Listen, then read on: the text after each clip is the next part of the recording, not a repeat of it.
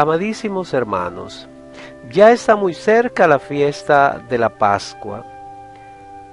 La Pascua es paso, paso de la muerte a la vida, paso de la esclavitud a la libertad, paso del pecado a la gracia. Y en este quinto domingo de Cuaresma, Dios nos ofrece la novedad de su misericordia, pues todo lo dicho y hecho en el Antiguo Testamento hoy se hace nuevo en Jesús. Me fascina la dinámica pedagógica de nuestra Madre Iglesia, que el pasado domingo nos presentaba una parábola que solo cuenta el evangelista Lucas, por cierto, y hoy, como si fuera una secuencia, nos propone una historia que solo nos cuenta el evangelista Juan. Pero en cada caso, Jesús nos quiere dar una misma enseñanza: la necesidad de perdón y de acogida a los demás. Recordemos que una parábola es un cuentecito que se inventa Jesús, y una historia, obviamente, es un hecho real, de modo que Jesús salta de la comparación del pasado domingo a un hecho real para enfatizar que Dios no juzga ni condena. Sí, hermanos, la verdadera teología enseña que Dios no juzga ni condena. Vamos a tomar nuestras Biblias y buscar el Evangelio según San Juan en el capítulo 8, que es el que se nos propone para este quinto domingo del tiempo de Cuaresma. Juan 8, del 1 al 11. Jesús se fue al monte de los Olivos. Al amanecer volvió al templo, y toda la multitud venía a él. Entonces se sentó para enseñar. Los maestros de la ley y los fariseos le trajeron una mujer que había sido sorprendida en adulterio. La colocaron en medio y le dijeron: Maestro, han sorprendido a esta mujer en pleno adulterio. La ley de Moisés ordena que mujeres como esta mueran apedreadas. ¿Tú qué dices? Con esto querían ponerlo en dificultades para poder acusarlo. Jesús se inclinó y se puso a escribir en el suelo con el dedo. Como le seguían preguntando, se enderezó y dijo: El que no tenga pecado, lance la primera piedra. Se inclinó de nuevo y siguió escribiendo en el suelo. Y todos se fueron retirando uno a uno, comenzando por los más viejos, y dejando a Jesús solo con la mujer que seguía de pie en el medio. Entonces se enderezó y dijo: Mujer, ¿dónde están? ¿Ninguno te ha condenado? Ella contestó: Ninguno, Señor. Jesús le dijo: Yo tampoco te condeno. Vete y no vuelvas a pecar en adelante. Maravilloso este texto que hemos escuchado. Me parece oportuno, para sacarle el máximo provecho, que lo vayamos meditando por parte. Al amanecer volvió al templo y toda la multitud venía a él. Dice que volvió al templo porque había ido al monte de los Olivos a orar.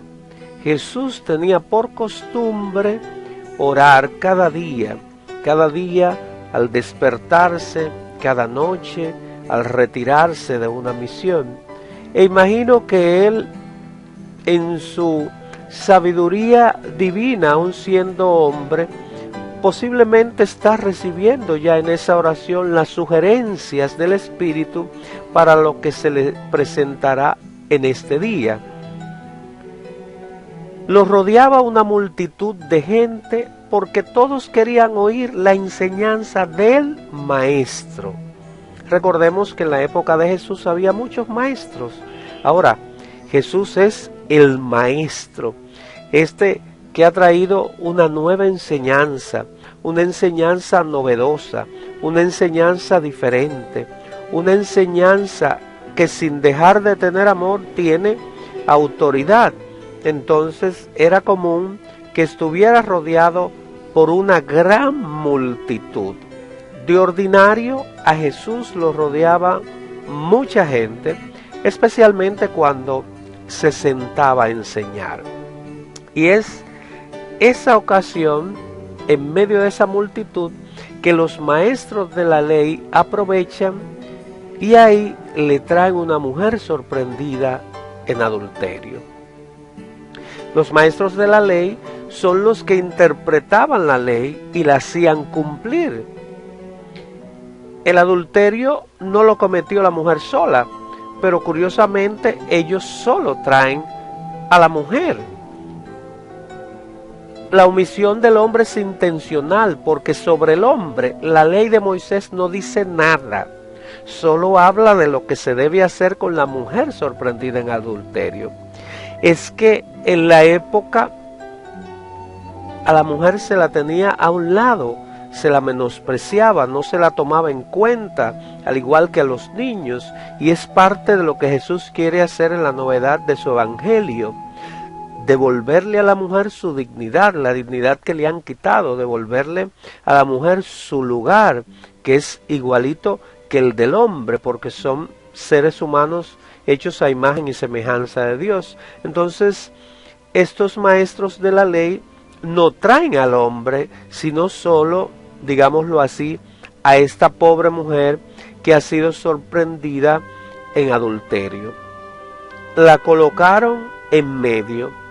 Imagínense la vergüenza, el rubor, lo que sentía el corazón de esta mujer, rodeada de cientos o miles de personas, siendo señalada por todos y escuchando la intención de los maestros de la ley de que la maten a pedradas, porque era lo que ordenaba la ley. Por eso los maestros de la ley, al colocarla en el medio, le dicen a Jesús: la ley ordena que mujeres como esta mueran apedreadas. ¿Tú qué dices? Evidentemente la pregunta es una trampa para Jesús, y San Juan nos lo hace saber. Con esto querían ponerlo a prueba para tener de qué acusarlo. Si Jesús responde que la dejen ir, estaría en contra de la ley. Pero si responde que la maten a pedradas, estaría en contra de la novedad de su mensaje de misericordia, pues él mismo había dicho, según Juan en el capítulo 3, que tanto amó Dios el mundo que envió a su Hijo no para condenarlo, sino para salvarlo. Y en cualquiera de los dos casos tendrían de qué acusarlo. Con el caso de esta mujer, a quien quieren acusar y condenar en realidad es al propio Jesús. Y para eso los fariseos están usando la ley, o sea, la misma palabra de Dios.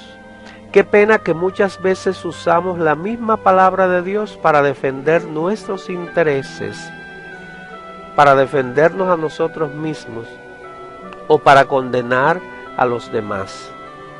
La palabra de Dios no es para interpelar a otros, sino para interpelarme a mí mismo. Cuando yo quiero, a partir de la palabra, cuestionar a otros, hace rato que esa palabra ya me ha cuestionado a mí. ¿Cómo se habrá sentido esa mujer? ¿Se habrá sentido como nos hemos sentido tal vez tú y yo en nuestra familia, en nuestro grupo, en nuestro lugar de trabajo? con qué frecuencia nos hemos sentido condenados, pero también cuántas veces hemos condenado, juzgado, criticado a los demás. Ante esta situación que le plantean, Jesús se inclinó y se puso a escribir en el suelo. Es que Jesús no se parece en nada a nosotros, no se apresura a responder, no se acelera, no se llena de ira, de rabia, de odio, no, nada de eso. Se inclina, en silencio absoluto, se inclina para decirle en cierto modo a la mujer: me pongo a tu nivel, porque ella, al pecar y más al cometer un pecado mortal del que la ley mandaba apedrear incluso, ella se siente por el suelo, se siente arrastrada. Y entonces Jesús, que quiere usar un lenguaje sin palabra para ella, mientras le dice palabra a los acusadores, se inclina como diciéndole: tranquila, yo me pongo en tu lugar. Jesús rechaza el pecado, pero no al pecador. Él no está de acuerdo en lo absoluto con la acción que ha cometido la mujer, y ya se verá al final del texto, pero sí vino a salvarla, como vino a salvarte a ti y vino a salvarme a mí. Algunos dicen que Jesús escribió una lista de pecados en el suelo para que los presentes fueran recordando sus malas acciones. Y es probable. Sin embargo, yo prefiero creer que se puso a escribir con el dedo para recordar que, así como Dios escribió los mandamientos con su dedo poderoso en las tablas, ahora Él, el Dios hecho hombre, escribe su nueva ley de amor por esta mujer y por todos los pecadores. Como lo seguían preguntando, se inclinó y dijo: el que esté libre de pecado, tire la primera piedra. Me fascina el aclarando de Juan, como le seguían preguntando. Eso me hace pensar que la intención de Jesús era permanecer en el suelo identificándose con la mujer. La intención de él era quedarse ahí todo el tiempo. No la mira, no le habla, sino con su accionar, mientras estos hombres están ya tal vez con las piedras en las manos, como estamos muchas veces nosotros. Con frecuencia andamos cargados de piedra psicológicas, espirituales, para tirar a los demás, y cargamos de ella nuestra mente, nuestro corazón, y andamos más que cargados. Jesús no contradice la ley porque manda tirar la piedra, pero pone una condición: que solo la tire quien no tenga pecado. E insiste Juan, se inclinó de nuevo y siguió escribiendo en el suelo, como queriendo decirle a la mujer: me paré solo por un momento para responderles, pero vuelvo a inclinarme para que sepas que estoy puesto en tu lugar, que me estoy identificando contigo, con tu sufrimiento, con tu vergüenza, con tu dolor, con tu situación, con el lamento y el arrepentimiento por el pecado que has cometido. Y se fueron retirando, comenzando por los más viejos. Yo suelo decir que mientras más viejo uno es, más pecado ha cometido.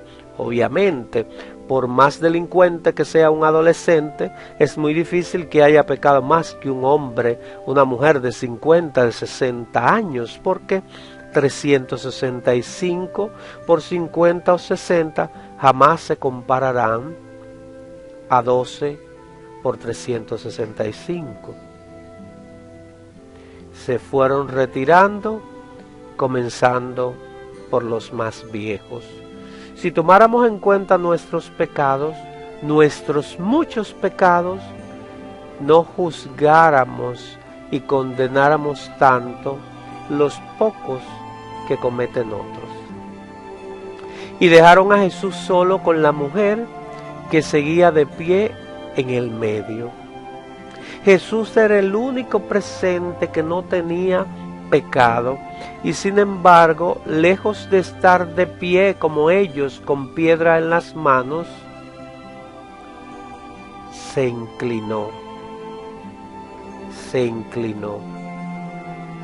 Solo Jesús no nos da la espalda ni condena cuando actuamos mal. Curiosamente, mientras Jesús está inclinado, la mujer sigue de pie, porque Él quiere devolverle su dignidad de hija de Dios. Porque Él quiere decirle en cierto modo, tu dignidad de hija de Dios yo te la devuelvo, porque cargaré con tus pecados en la cruz para levantarte, para que estés siempre firme. Solo cuando se van los acusadores, Jesús se levanta y la mira. Hasta ese momento Jesús no la había mirado, para que ella no se sintiera condenada también por él. Para Jesús el pecado de la mujer es grave, pero no usa la humillación para que ella lo comprenda, sino la misericordia, el perdón, la ternura. Jesús sabe que el pecado nos hace más daño a nosotros mismos que a nadie. Por eso no quiere que pequemos, y por eso no condena ni juzga a esta mujer, porque Él imagina todo lo que la pobre ha sufrido hasta ese momento, y especialmente en ese instante en que está en medio de una multitud con piedras en las manos, esperando solo una palabra para matarla. Mujer, ¿dónde están? ¿Ninguno te ha condenado? Esta palabra, mujer, es la palabra de ternura que Jesús usaba para tratar a su propia madre. Recordemos en el mismo Juan, mujer, ahí tienes a tu hijo. Es una palabra de ternura, es una palabra que en cierto modo la está haciendo sentir hermana y madre de Jesús. Es una palabra que le hace entender a ella que Él la trata como si fuera su propia madre.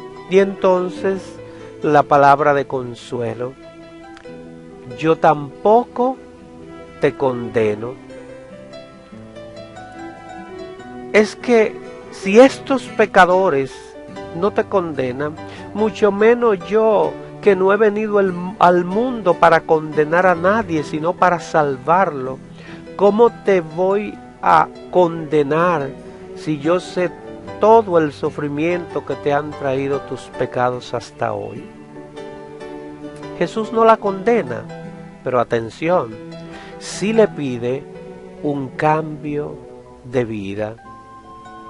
Recibir la misericordia de Dios siempre nos compromete a realizar un cambio radical en nuestro modo de proceder. Esta mujer seguro que volvió a cometer errores en su vida como humana, pero lo más probable es que jamás volvió a cometer adulterio, pues sabía que con este pecado su vida había estado en grave peligro. Jesús nos espera siempre en el sacramento de la reconciliación o confesión. Nos espera no para condenarnos, no para juzgarnos, sino para perdonarnos. Y para que a partir de ese perdón comencemos una nueva forma de vida, porque de otro modo su perdón no tendría eficacia en nosotros. Amado Jesús, yo te alabo, te bendigo y te doy gracias por tu gran amor y tu misericordia. Gracias, Señor Jesús, porque aun cuando frente a mis errores muchos me condenan, muchos me juzgan, me critican, me acaban, me ponen contra la pared, tú no lo haces. Gracias, Señor, porque no me tratas como merecen mis pecados. Gracias, Señor, porque tú eres ese alguien a quien no le importa lo malo que yo haya hecho hasta hoy, sino todo lo bueno que a partir de tu perdón puedo realizar de aquí en adelante. Gracias, Señor. Hay alguien que no le importa lo que tú hayas hecho. Hay alguien que no presta oído a lo que dicen de ti. Hay alguien que ahora está en el cielo y mira tu soledad. Hay alguien que te quiere liberar. Hay alguien que aun teniendo todo valora más tu amistad, y en una cruz por ti se supo entregar.